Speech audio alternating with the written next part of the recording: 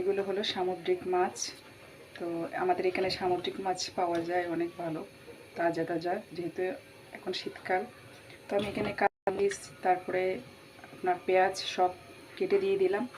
তো আমি এখানে কিছু তরকারি কেটে রাখছি। এখানে বেগুন আছে, তো আর সিম আছে কয়েকটা, মূলো আছে এক টুকরো।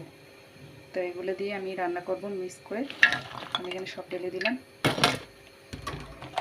এখানে এক এক করে সব দিয়ে দিব। আমি এখানে লবণ দিয়ে দিলাম পরিমাণ মতো। এখানে এখন হলুদ দিয়ে দিব। তো আসলে হাতে মাখা তরকারি অনেক মজা হয়। ছোটো মাছ, এখানে আমি কাঁচামরিচ যেহেতু দিয়েছি, গুঁড়ো মরিচটা অনেকটা কম দিব। পরিমাণ মতো তেল দিয়ে দিব।